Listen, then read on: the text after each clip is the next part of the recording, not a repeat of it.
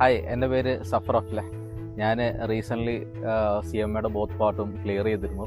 എൻ്റെ അക്കാഡമിക്സ് മുഴുവൻ FM അക്കാഡമിയിൽ നിന്നായിരുന്നു. ഇവിടുത്തെ അക്കാഡമിക് സ്ട്രക്ചറിനെ കുറിച്ച് സാറിങ്ങനെ വിവരിക്കുന്നുണ്ടായിരുന്നു.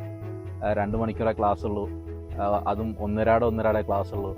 ഞാനൊരു ഫ്രണ്ട് ഇങ്ങനെ ആലോചിച്ചു, ഒന്നരാടം ജസ്റ്റ് 2 മണിക്കൂർ വെച്ചിട്ട് ഈ ഇൻസ്റ്റിറ്റ്യൂട്ട് എങ്ങനെ ഞങ്ങളെ ഈ എക്സാമിന് വേണ്ടി പ്രിപ്പയർ ചെയ്യിക്കും എന്ന വലിയൊരു ടെൻഷനിലായിരുന്നു ഞങ്ങളുടെ അഡ്മിഷൻ്റെ എൻക്വയറിക്ക് വന്ന സമയം. കാരണം ബാക്കിയുള്ള ഇൻസ്റ്റിറ്റ്യൂട്ടുകളെല്ലാം ഒരു വീക്ക്ലി അറ്റ്ലീസ്റ്റ് 5 ഡേയ്സ് എങ്കിലും ത്രൂ ഔട്ട് ഡേ ക്ലാസ് തന്നിട്ടാണ് ഈ എക്സാമിന് വേണ്ടി പ്രിപ്പയർ ചെയ്യുന്നത്. പക്ഷേ ഏറ്റവും അടിപൊളിയായിട്ട് പറയേണ്ടത് ഇവിടുത്തെ ഫാക്കൽറ്റീസും അവരുടെ എക്സ്പീരിയൻസും ആ ക്ലാസ്സിലുള്ള അവരുടെ നോളജ് നമ്മളിലേക്ക് എന്താ പറയുക പകർന്നു എന്ന് തന്നെ പറയണം.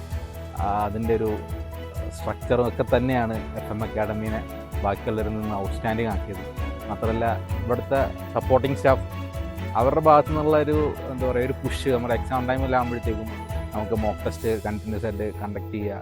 മാത്രമല്ല നമ്മൾ സോഫ്റ്റ്വെയർ കുറച്ചൊന്ന് ഡിലേ ആക്കുകയാണെങ്കിൽ ഇപ്പോൾ ഉഴപ്പ് കാരണം ഒന്ന് പുറകിലേക്ക് പോവുകയാണെങ്കിൽ തോമസ് സാർ ഉടനെ വിളിക്കും, എന്താണ് പാച്ചപ്പ് ചെയ്യാത്തതാണ്, എക്സാം ആയില്ലേ, ഇത്ര ദിവസമല്ലേ ഉള്ളൂ. അങ്ങനെ നമ്മുടെ കൂടെ നിന്നിട്ട് നമ്മുടെ ഗോളിലേക്ക് അച്ചീവ് ചെയ്യിപ്പിക്കാൻ വേണ്ടിയിട്ട് ഞങ്ങളുടെ ഈ CMA ജേർണിയിൽ FM അക്കാഡമിക്ക് വലിയൊരു പങ്കാണുള്ളത്. അപ്പോൾ definitely FM academy is A better option.